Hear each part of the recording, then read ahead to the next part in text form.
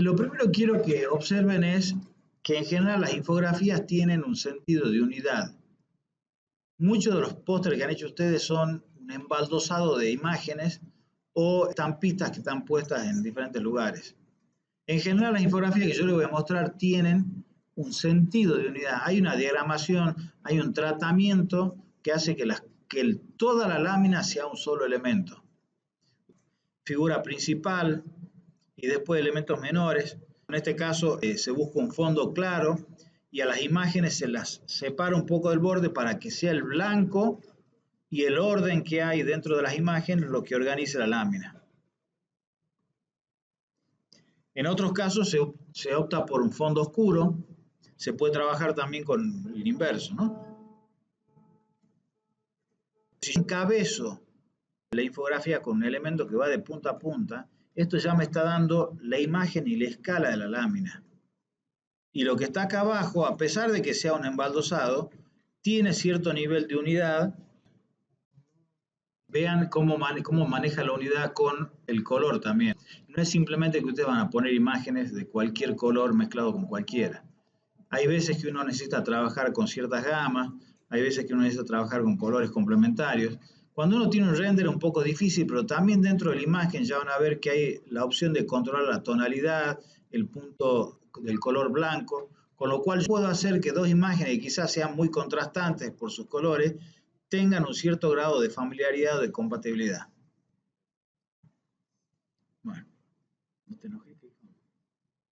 Todas estas figuritas que están acá uno las podría eventualmente agregar incluso en Corel. No hace falta que todo eso esté en el render.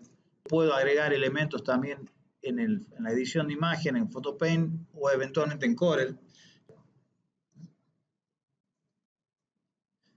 Es muy común utilizar este tipo de cosas. Yo pongo una imagen que me marca el borde izquierdo, el borde derecho, y dentro de lo que sobra empiezo a poner otros elementos. Y estas dos imágenes que están en los costados ya me están dando el sentido de unidad. Y el blanco, la continuidad, el evitar que haya límites de cajas tan precisos como muchos de ustedes ponen las cajas ahí y cierran la imagen, eso le quita fluidez a la lámina.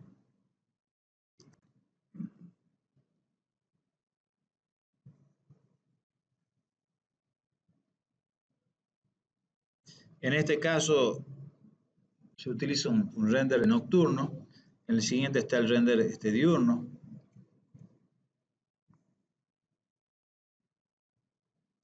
Pueden pensar en trabajar también con inversiones. Si el edificio de ustedes es más vistoso en un render nocturno, eventualmente les puede convenir pensar la lámina en una percepción de cómo se va a ver ese edificio de noche.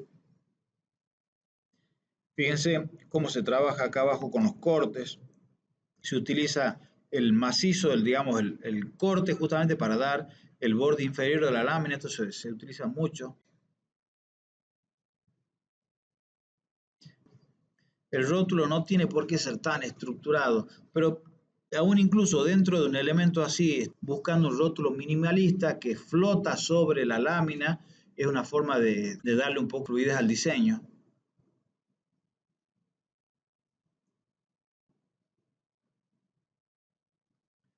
Hay opciones también de empezar a romper las líneas ortogonales y empezar a tirar diagonales. Esto en general se puede hacer cuando el diseño tiene ciertas direcciones dominantes, diagonales o alguna forma en particular que me genera áreas de la lámina que son difíciles de ocupar. Entonces por ahí puede ser conveniente hacer franjas donde yo pongo elementos.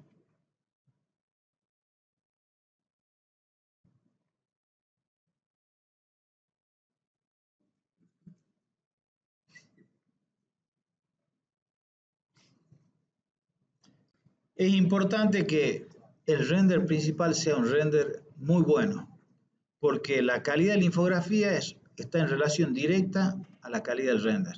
Si el render no es bueno, la infografía no va a ser nunca buena.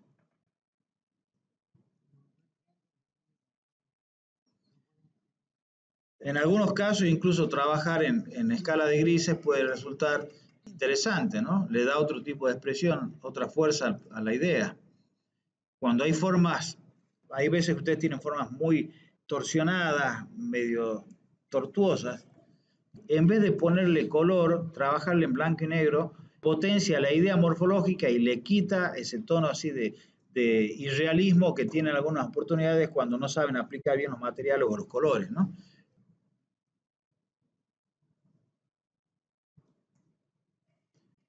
Acá está clara la idea del zócalo, la imagen principal y bueno, la información adicional. El zócalo nuevamente.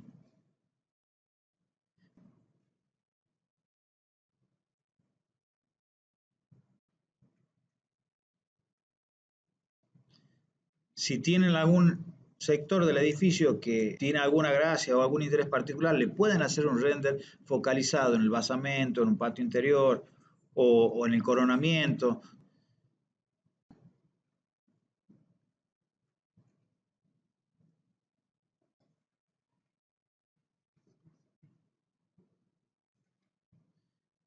Fíjense cómo en este caso el corte que tiene una forma particular, que seguramente hubiera sido difícil encajarlo en algún otro lugar, acá lo utilizan para marcar una cierta zona en la parte de arriba como un encabezado, donde después se ponen flotando las maquetas.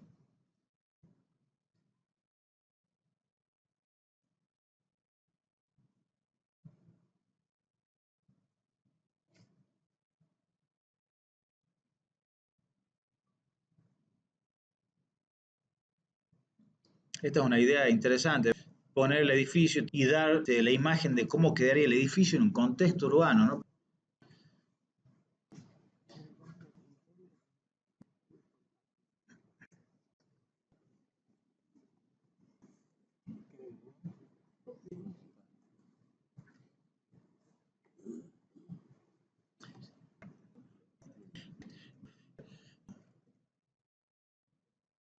Siempre es conveniente tener algún elemento que le dé contexto al edificio.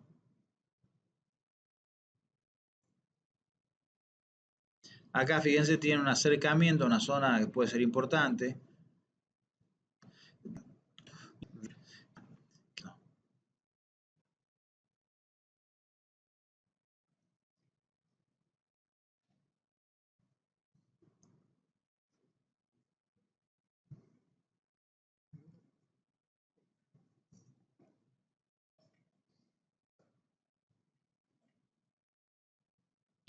Fíjense acá cómo utilizan el corte para hacer el zócalo de la lámina. Ustedes tienen que pensar que la lámina también es como el edificio, tiene un basamento, un fuste y un coronamiento.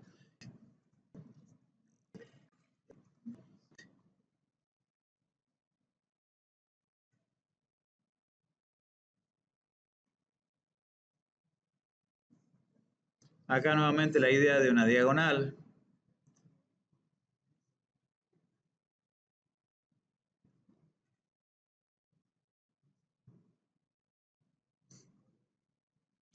El uso del color también. Se pueden hacer render con colores más vivos, no fotorrealistas, sino para mostrar ciertas ideas.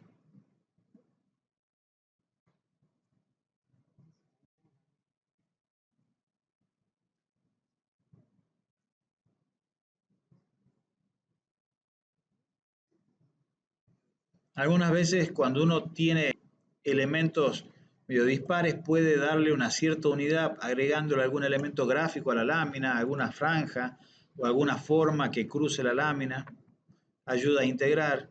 Piensen también en que no tiene por qué ser todo, estar dentro de su pequeña casilla, sino que puede haber solapes de los objetos, de las imágenes sobre alguna parte del rótulo o de las imágenes sobre otras imágenes.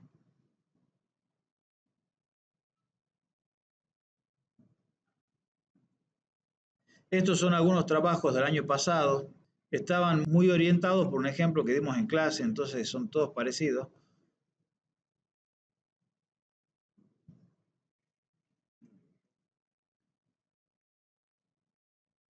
Fíjense cómo, qué bien que queda la imagen de la ciudad, aunque digamos no está perfectamente logrado, pero le da un contexto muy diferente verlo al edificio con un fondo de ciudad que verlo al edificio solo, con un fondo gris atrás. Ese fondo obviamente lo pueden hacer en el render o lo pueden hacer después también en Corel.